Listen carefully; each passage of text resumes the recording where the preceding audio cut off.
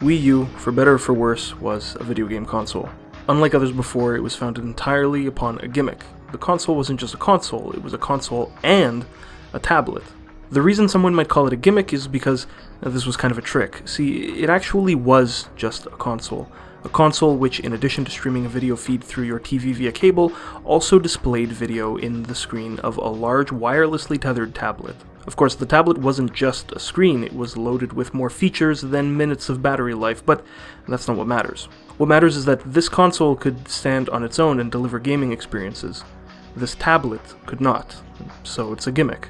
Now, the console's central user interface gimmick cleared the runway for a few different gameplay gimmicks. The way I see it, there are two classes of gimmick in games on the Wii U. There were what I'll call view gimmicks, in which the secondary screen was used, as the name suggests, to display some manner of alternate or supplementary or mirrored view to that which was on the big screen, the primary view.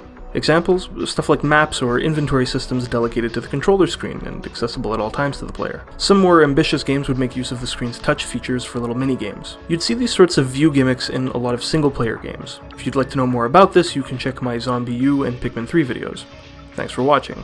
The other class of gimmicks were those that enabled what we call asynchronous multiplayer. What does that mean? Well, you ever see synchronized swimmers? The idea is that they do the same shit at the same time. What might be cool in the pool isn't guaranteed to be cool on the Wii U, though. Asynchronous multiplayer is more like a community pool. Everyone's doing their own shit. Some people might even be shitting in the pool. I knew a kid one time in summer camp who thought he saw a toy at the bottom of the pool, so he grabbed it and turned out it was someone's fat turd, and it disintegrated in his hand, and then we all had to evacuate the pool. Anyways, asynchronous multiplayer, as it was on the Wii U, was about getting different players using different interfaces to play different roles in the same game, cooperatively or adversarially. You could have a game where one guy's swimming, one guy's the lifeguard, and another guy's the one that's shitting in the pool. Now, this wasn't something new given this console. Async multiplayer had existed before. I could and would and am bringing up as an example the N64 game Perfect Dark's counter-operative mode. But the controller's gimmick here made things different. Players playing the same game could play in fundamentally other ways from each other given the different interfaces. The new gamepad and Nintendo's respectable insistence to make all previous Wii controllers forwardly compatible with the new console meant that here alone you could theoretically have a player using touchscreen controls, one using motion controls, and another, probably your shitty cousin, mashing good old buttons on a Mad Catz, somehow this ragtag gang of fuckers all playing together. It also meant that you had to invest in a fucking bucket to store all your controllers now. Here's mine. It's also where I store extension cables and printer ink. Thanks for watching. Of the two classes of gimmick, the one I cared more about was async multiplayer.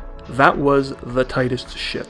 Also, rewinding the clock and putting this all back in context, view gimmicks at the time were something that were already being experimented with, mostly through integrations between console-type games and the extra screen everyone had in their pocket, or maybe they were just happy to see me, their smartphones. It's a shame I can't capture footage of it since it's been shut down, but there were once a set of companion apps for Ground Zeroes and Metal Gear Solid 5 that turned your phone into an always-on map screen. It was the coolest shit. Actually, my first time playing Ground Zeroes was with that app. It was really awesome. It was an integral part of the way I played. You could do stuff like call in support and helicopter pickups and play back cassette tapes without having to enter the game's clunky menus. I've read people citing their invaluability for speedruns and shit. Must be rough now that they're gone. Anyways, all that to say, the view gimmick was something already on people's radars. Their radars on their phones. Ha. Anyways, in comes the Wii U, and in comes Nintendo Land, its launch title, and wouldn't you know it, out goes my Wii U for repairs because it was defective, and I had that bug where Nintendo Land would crash on the console startup. Really ace launch we've got here on this bad boy, eh? Nintendo Land was less a launch title and really more a demonstration of the console's concept. I know that sounds weird and like the same thing, but when you compare it to something like Wii Sports, it just doesn't really feel like a complete experience. So there were a handful of controller hardware-focused single-player minigames exposing things about the new controller, like the touchscreen, the gyro, the fucking camera that makes you look so much like a moldy, pale piece of bread. You re-record all your gameplay footage with a hood on because of how self-conscious it makes you feel. Anyways, all of those are meh. The real draw here were the multiplayer games. Finally, Nintendo's put you in their land. Gonna show you what this new console and this crazy controller are all about. And yeah, half the games are variations of folk games like tag and hide and seek. To be clear, I'm not debasing this. Hide and seek is dope, and no local multiplayer game I know had ever been able to get it right, what with screen cheating and shit. Having a second screen didn't just mean you could display multiple views to a single player, but it meant that a second player could have a view which was physically concealable from the other player, masking critical information about their position and actions, among other things. This is the dopest shit, and games like those included here in Nintendo Land, in particular that Luigi's Mansion game, this stuff was fire. In total, Nintendo Land had 6 multiplayer games. 3 of them, half of them, were each uncreative but very fun composites of 2 other gameplay systems at a time, one used by each player. So in Zelda, player 1 used motion controls to perform sword fighting, while the other player was assisting them via an on-rail shooter system. In Metroid, a pair of players fought off packs of enemies, one as a third-person shooter with the sort of movement and controls you'd expect, and the other from the air, controlling a hovercraft with controls not dissimilar to those you'd use in any other game to pilot a helicopter. And finally, Pikmin. One player was playing a beat-em-up, and the other was playing, well, Pikmin. This one is the weakest of the bunch. The other 3 multiplayer games in Nintendo Land, the other half of them, the Luigi one included here, were all just remixes of Tag and Hide and Seek, as mentioned. So much more creative than the others in the sense that these were not composites of games you were already expected to be familiar with. Such a simple novelty wasn't what these ones were about. These were games that you could not experience on any other platform, but still, they kind of fell flat. I mean, none of them were bad per se, but bar maybe the Metroid one as an exception, none of Nintendo Land's multiplayer games were interesting enough to stand on their own as anything close to whole. And for a long time, that was kind of the way it was for the rest of the Wii U's library. Time to time, you'd hear a little peep about some asynchronous multiplayer game or mode appended to an existing game, but more often than not, every title for the system half-assedly implemented the view gimmick. Nothing really came out that proved substantially what could be done as far as asynchronous multiplayer went on a concept console like the Wii U. The ease with which some of its groundbreaking titles later found themselves ported over to other platforms, a testament to this. Let me paint the picture for you of what it was like to be an owner of this machine at the time, sold on the revitalization of couch multiplayer and seeing none of that. Faith was something you'd begin to lose. Nintendo and chill, more like hope and cope. But throughout this all, 3 upcoming experimental games played the role of the light at the end of the tunnel. They stood to prove everyone wrong about this glorified iPad console. Star Fox, Project Giant Robot, and Project Guard, all headed by Miyamoto, the man himself, when he wasn't destroying Pikmin, were the 3 games that were promised to finally demonstrate the sort of play that could only take place on Wii U. Fast forward to today, Giant Robot, it was cancelled. Star Fox? Let me put it this way. I bought Star Fox Zero specifically for this video, and after playing a few levels, I decided this was not worth playing again, just to capture footage. I bought this game specifically to capture footage of it, and I have decided not to capture footage of it. That's a take. Project Guard, which eventually became Star Fox Guard, a stocking stuffer for Star Fox Zero itself, Star Fox Guard is, bar none, the greatest game on Wii U. The game's about defending a central point from enemies who traverse your base's maze structure until all waves are defeated or you lose. Unlike other tower defense games, which are often about strategy and automation, Guard puts you in the role of a security camera monitor and manual operator. The gamepad shows a top-down, low-fidelity blueprint-like view of the base, while the television displays an array of 12 camera screens with the active camera in the center. The active camera, of course, being the one you are currently controlling, which, it's worth pointing out, you can only control one camera at a time. The others, unless you summon them, will either remain static or be subject to manipulation by forces other than yourself. That includes things as simple as the elements on these dangerous alien planets, but also, of course, the enemies. So, the robots are cleverly split into 2 categories: attackers and distractors. Attackers are the ones who will enter the base and make their way towards the center. If they reach it, it's adios, amigos. Some of them have different characteristics, which, as a player, you'll need to remember to handle them effectively. For instance, it's important to remember that one of the most basic enemy types requires 2 hits to kill. However, after the first hit, his body is destroyed, leaving only his head to roam. The issue, of course, being that removing that extra weight makes it much faster and also much shorter. And given the camera placement, pulling off a second shot might be more or less difficult depending on when and where the first one was made. The game also makes good use of the gamepad here to wean you up its difficulty curve. The early levels teach you that relying on the radar to track enemy movement is a great way to manage things, but slowly they introduce special attackers who are invisible to the gamepad but visible on the camera feeds. Then of course, once they've gotten you used to that, they come up with guys who are cloaked to the cameras but show up on the radar. Those are just a few examples, but imagine there are more. Now of course, predictable attacker robots like this should be more than manageable with experience. I mean, Christ, got more cameras up in here than Jake Paul's house. Is that joke dated? Probably. Anyways, that's why while the attackers pose a threat to your base that an effective coverage can counteract, the distractors pose a threat to the effectiveness of your coverage. The distractors are all about fucking with you while you try to focus on the actual threats, and most of them are super creative. Anything you can think of in terms of fucking with cameras, they do. From rotating them to look away from an enemy intrusion to straight blowing them up or airlifting them away, these distractor robots can cause absolute chaos and make it practically impossible to keep tabs on every enemy intrusion.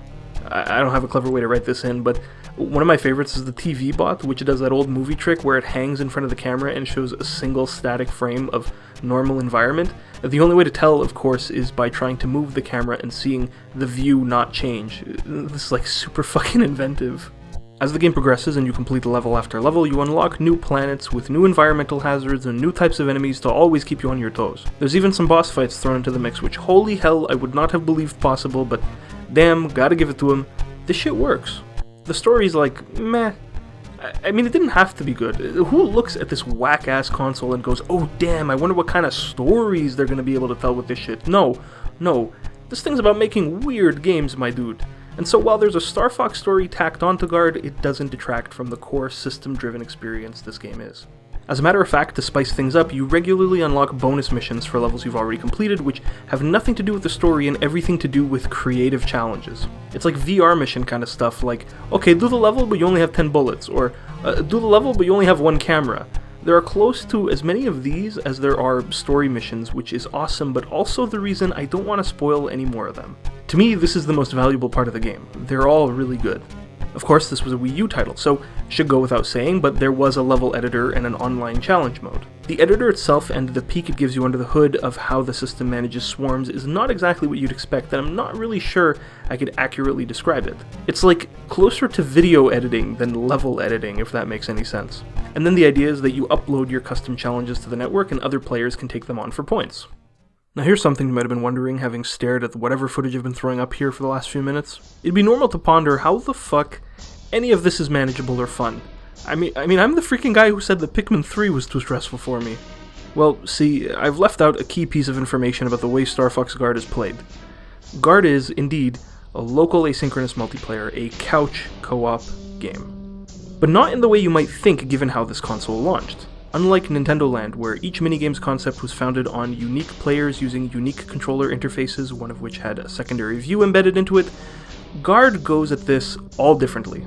Instead of being about two players using two different controllers, it asks, in a two-screen setup, does a second player even need a controller? And that is a really good question to ask. See, darting your eyes up and down between the TV and the gamepad is not good shit. It's bad shit. Forget the cognitive lag introduced by context switching, just the time it takes your eyes to physically readjust focus between the two different distances is enough to make the experience unplayable. That's what a second pair of eyes are for. Now, I haven't been able to find a single official word about this game being multiplayer. I'm actually considering that the reason for that might be legal in nature, but given the game's marketing imagery and the way they demoed it live at presentations, it's very clear that it was intended as a multiplayer experience, which works as follows. One player on the gamepad keeps tabs on the map's radar functionality to spot enemy activity inside the base. At the same time, a second player keeps tabs too, watching the set of security feeds on the television. When player 2 spots an enemy on one of the screens, they relay that information to player 1, who then makes a decision based on camera positions as to which one to select via touchscreen to commandeer and use to shoot down the target. Hold on. Fuck, what'd he do?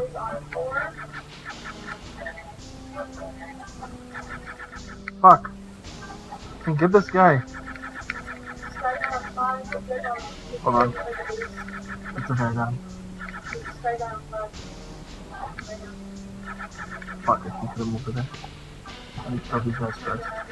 There's a lot to unpack here, and I consider discussing too much of this spoiling the game mechanically, but I want to highlight a few things that show the strategic depth here. First, I didn't mention this before, but as player 1 you actually have a moment prior to starting each levels where you get to move the cameras wherever you'd like on the map.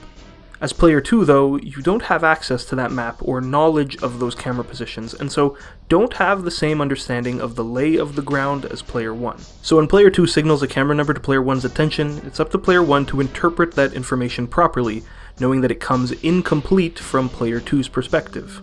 For example, one of the enemy types holds a large shield perfectly angled between themselves and the camera closest to them. So when player 2 communicates to player 1 that a shield robot is visible on a particular camera, player 1 will then look for that camera on the map screen and then mentally trace lines from the other cameras to pick one which would have a line of sight on the exposed side of the shield robot if it were rotated. This is something that player 2 doesn't have enough information to know is possible, in the same way that spotting the robot in the first place is not something player 1 would have been able to do alone. And that, I think, is the idea. It's enough information, hopefully, for you to be able to appreciate the game, but also not too much that I've ruined it for you if you're interested in picking it up. It's a fantastic asynchronous multiplayer concept, which is exactly the sort of thing only doable on Wii U. But what takes it well and past all of the minigames from Nintendo Land is the creativity in its level design, and the way it progresses in challenge and its wealth of content, like a full-fledged fucking game. The game is elevated by this stuff. Star Fox Guard proves that a complete game can exist based entirely on a gimmick. It is the best Wii U game. In case you missed it, probably because I haven't actually mentioned it here, but one of my arguments here is that if you own a Wii U, you should own this game. Like if you own a Wii U and you don't own this game, you are making a mistake. I've seen it used for less than $9 Canadian, and you can get it new for like 30, so in American it's like 20 bucks. But again, if you do, please consider the unspecified multiplayer nature of this game. I am not lying when I say that while technically functional, this game is impossible to play alone. So big whoop, a critic as astute as myself can go ahead and praise this game as the best on a console a few years after the fact. Sure, but it's not worth anything if nobody's really talking about the game, or ever has. Why? For, as good as it is, did Star Fox Guard flop? Finally, it's time to reveal the meaning of this video's title. So I bought this game like almost a year ago when I was in Wisconsin waiting for the boys to show, walked into a used game shop next to a coffee place, and picked up literally the cheapest game, which was this. And I said to myself, maybe sometime I'll make a video called Star Fox Guard, Too Little Too Late. Because this game must have been a disaster for people to care as little about it as they do. But then I played it. And after everything we've discussed here, it should be clear that it wasn't too little. It was just too late. Its failure came from something external to itself. It failed for no reason having to do with it as a game. See, games are socio-technical systems, right? What's an easier way to say that? People make games. Which, side note, is also the name of a great YouTube channel you should check out. But also, sometimes the people who make games have a lot going on. They have a lot of conflicting or otherwise just different priorities, and they forget how they may have originally planned for things to fit together. A nice way to see how fucked things get is to lay out a timeline once it's all said and done. So, let's do that and see what we can learn. June of 2011, the Wii U is revealed, and it's a big fucking mess. Somehow, a single presentation alienates both casual and hardcore audiences, and half the people still think it's just a new controller for the Wii. November 2012, the Wii U is released, and nobody's buying it. Here's when stuff like Nintendo Land is hitting the streets, getting the sort of experiences promised by this console all up in a few people's taste buds. At E3 in June of 2014, well after the console's release now, suddenly Miyamoto's showing off his weird experiments. Here's where Project Guard and the other demos are first presented to the public, and they look pretty cool. Lots of promise in all of these. A year later at E3 2015, during the digital presentation, Star Fox Zero alone is the focus of the day. Nay, Miyamoto decides that we are now living in the year of Star Fox. And that'd be great and all if it weren't for something I left out. March of 2015, 3 months before E3, the first mention of two little letters that would change everything. Nintendo's next console, codenamed the NX, is mentioned for the first time on this day during a press conference where they also talk about their move to smartphone gaming. Star Fox Zero's overwhelming presence during E3 is being overshadowed by media coverage and rumors and leaks about their next console that this game isn't for. You can call it the year of Star Fox all you want, but you've put your furry little mascot on a ship you admit is sinking. Ouch. Another year passes, and in the same month as the NX was announced in 2015, in 2016 Star Fox Guard itself is finally revealed to be the completed version of Project Guard. Details about how Guard will be bundled with Star Fox Zero are dropped too. Overall, it's kind of being passed off as a lesser experience, which is weird given how much better it is, but anyways. Finally, a month later, in April, Star Fox Zero and Star Fox Guard released together, 2 years after first being demoed, and 5 from the console being released. Miyamoto's cool experimental demo for the Wii U is finally out in people's hands, and it's a great time. But like some sort of cork coming off under pressure, their release makes way for a total washout. 1, 2, 3, 4, 5, 6 days after the release of Star Fox Guard for the Wii U, a game, need I remind you, which was one of Big Boy's first concepts for the console, boom, on April 27th, with no new details about it, Nintendo announces that whatever the NX is, it's releasing of March of the next year. In less than a fucking year. That's a deep fucking wound. Could use some salt though. Oh yeah, that new Zelda game for Wii U they've been working on? Yeah, that's not actually going to be a console exclusive anymore, it's going to be on the NX. And the rest is history. In October, they reveal the NX as the Switch, and finally in March, as announced, it's released, and everyone, mind Hamish, is playing Zelda on it instead of the Wii U. Cool timeline, eh? Here are some fun facts about it. Star Fox Guard released closer to the release of the Switch than to that of the Wii U. Again, this was one of the games Miyamoto himself was working on to show people what his company's new console could do. And it came out 5 years after it, and less than a year before the next machine. Forget the Wii U for a moment. Guard itself released further from its own reveal than it did from not just the reveal, but the release of the Switch. When Star Fox Guard flop, why doesn't anyone talk about it? I mean, how could you expect anyone to? You need space, breathing room to generate hype, and mentioning a new console less than a year after demoing some experimental games for your last one is no way to treat them well. But again, people make games, and people have priorities, and so as soon as immediately after the launch of the Wii U, the priority was Switch. That's just how it was. The timeline of events surrounding key moments in Star Fox Guard's development lifecycle were really unfortunate for it, but it wasn't of high enough value. Being the best game on Wii U just wasn't as valuable as being the first game on Switch. That's just how shit flushes, man. It's super weird that one of their first experiments for the Wii U was one of its last first-party titles. So, am I saying that if it had released sooner, if, say, from launch, early Wii U adopters had a full wacky gimmick concept game like this to sink their teeth into, am I saying that that would have changed things? Kinda. I think that scenario would have given the console a much better chance, but a lot of the reason it was failing didn't have to do with its library. Its marketing was malfunctioning. It took too much effort to explain what the thing was. No single game could have corrected that. Here's Mom. We already have a Wii, Sweetiekins. Here's you. Wii U is a total upgrade. It wouldn't have helped make anything close to a dent on mainstream gaming. I think some families would have had some fun with it, and critics would have had more incentive to talk it up, free of discussion so soon of the next console. I think it would have convinced more people of the potential of fully asynchronous multiplayer games, but I don't think it would have saved the machine. Roses are red, violets are blue. Star Fox Guard was great, but too late for the Wii U. Thanks for watching.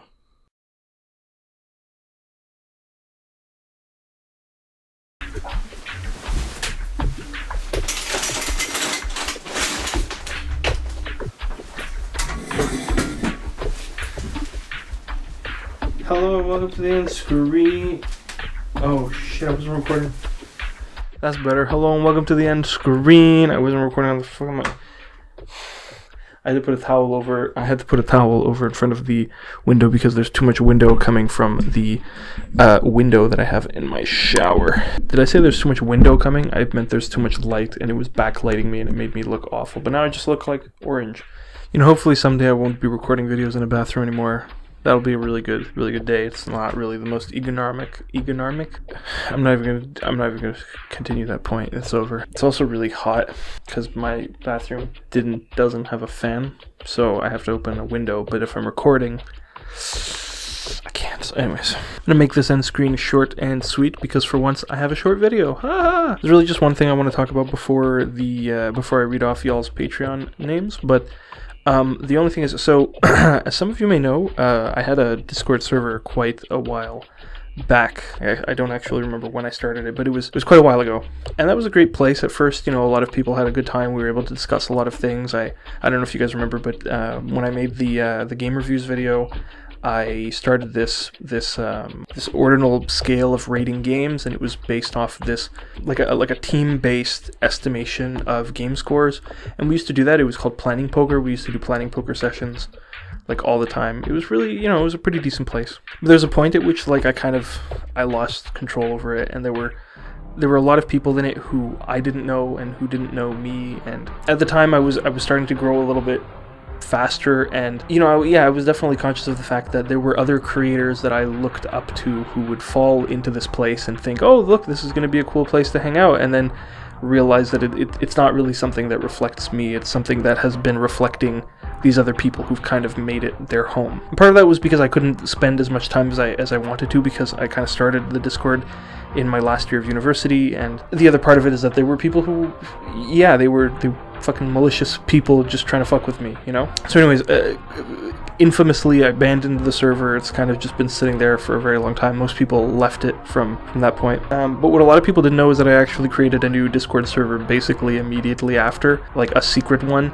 and I only ever made one reference to it. It was in a Mario Odyssey video. At the end of the end screen, I mentioned on screen, and I put a link on screen, not in the description, nowhere clickable. I mentioned the server for the first time, and a lot of people joined it, and it basically was a way for me to prevent a lot of the people who came, let's face it, because of my old SpongeBob videos, to the Discord server. It was a way to prevent those sorts of people coming, and a way to ensure that the people who do come are the sorts of people who watch one of my stupid videos all the way to the end, you know? But I think at this point, I think it's safe to open it up, and I've also kind of lost control over the invite. It's kind of been discovered, so there's no there's no good reason I can think of to keep it a secret anymore. I think at this point most of the SpongeBob people have abandoned it. Nobody who cares about my SpongeBob videos is going to be watching this video about excuse me, about Star Fox Guard. As a matter of fact, every time I upload a video these days, I lose a lot of subscribers because it's SpongeBob people who don't realize that that's not what I do. But I'm basically what I'm trying to say is I'm pretty, when people that like the views I get on my videos that I upload in the modern era,